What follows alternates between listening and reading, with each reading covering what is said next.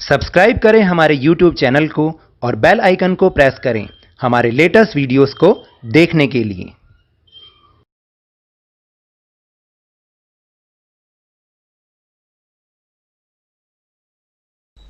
Hello and welcome to Lavneesh Sir की class. This is Directorate of Education GNCT of Delhi's worksheet number 56, and it is only for class 9 student.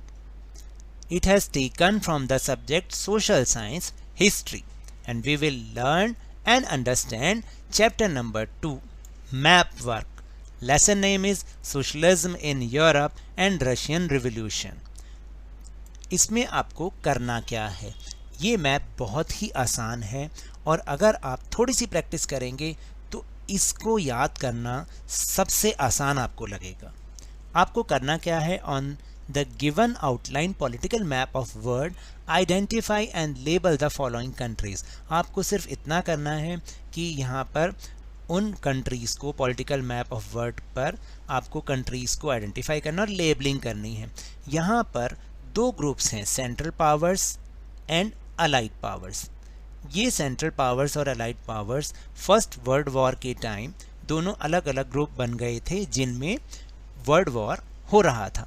तो जो central power था जिसमें Germany, Austria Hungary and Turkey, जिसको Ottoman empire भी बोला जाता है, वो तीनों इंक्लूडेड थे।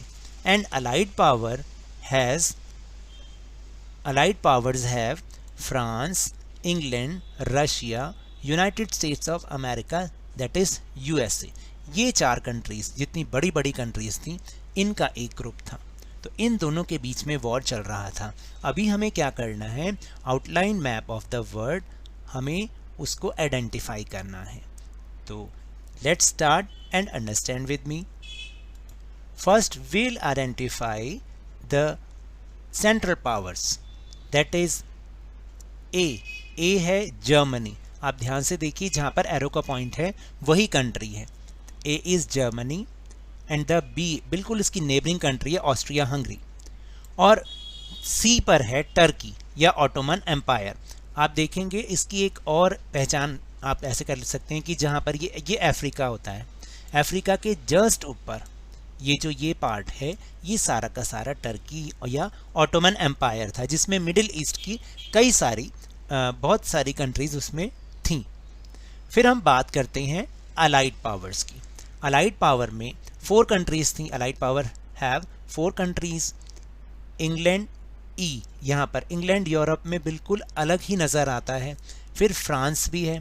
फ्रांस आप देखेंगे बिल्कुल कॉर्नर पे है यूरोप में। अगर आप देखेंगे जहाँ जर्मनी है उससे ज़रा सा नीचे आप लेफ़्ट की तरफ आएंगे तो बिल्कुल जो कोस्टल कंट्री है वो है फ्रांस, डी। और जो इंग्लैंड है वो तो बिल्कुल ही अलग एक आइलैंड कंट्री के रूप में नज़र आता है, यूरोप का हिस्सा। तो डी पर फ्रांस है और ई पर इंग्लैंड है। और आप एफ पर जाएंगे ये अलग ही नज़र आता है, वर्ल्ड की लार्जेस्ट कंट्री है in terms of area, Russia. And the जी, आप लेफ़्ट की तरफ जब जाएंगे बिल्कुल लेफ़्ट पे यूएसए यानी यूनाइटेड स्टेट्स ऑफ अमेरिका है, जो कि ये दोनों तो बहुत आसानी से हमें पता ही चल जाते हैं। तो ये एक बहुत ही इजी मैप है। आपको क्या करना है? सिर्फ 5 या 10 मैप्स लेकर एक बार उसकी प्रैक्टिस कर लीजिए, आपको बहुत बढ़िया तरीके से याद हो जाएगा और एग्ज़ाम में भी जब आएगा तो आपके फुल मार्क्स आएंगे।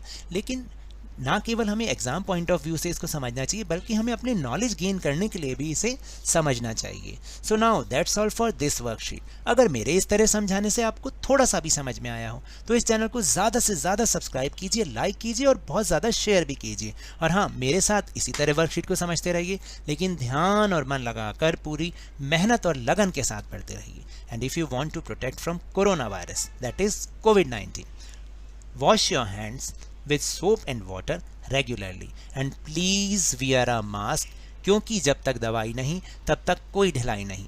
Thank you very much.